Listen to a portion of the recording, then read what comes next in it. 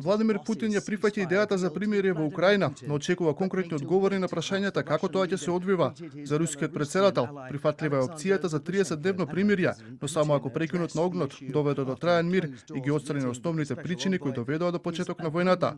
Според руските медиуми, овие барања вклучуваат забрана за членство на Украина во НАТО, да не се дозволи распоредување на странски војници во Украина и меѓународно признавање на Крим и 4 украински региони кои ги анексираше Русија како нивни територии.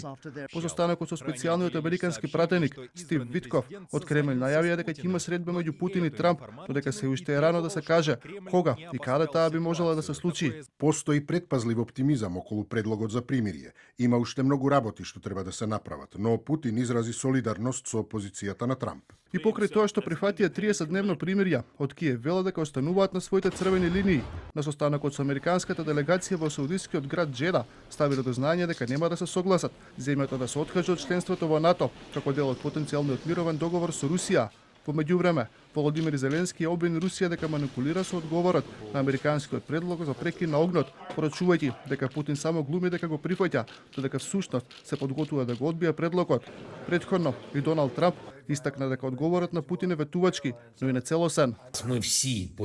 Затоа во Москва ја обкружуваат идејата за прекин на огнот со такви услови што или ќе пропадне или ќе се одоговлекува што е можно подолго. Путин често го прави тоа. Тој не вели целосно не, но ги комплицира работите и ги прави разумните решенија невозможни. За Белорусија пак, судбината на Европа и Украина зависи од одлуката на Русија дали сака да постигне договор со САД. Според Александар Лукашенко, ако Белорусија мора да бира, таа секогаш ќе застане на страна на Москва.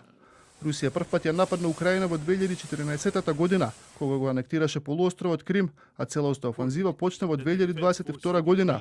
Пред 3 години Путин побара на Украина никогаш да не ја биде дозволено да влезе во НАТО, а блокот да се врати на истите позиции кои ги имаше пред распорот на Советскиот сојуз, барања кои сати нивните сојузници веднаш ги отфрлија.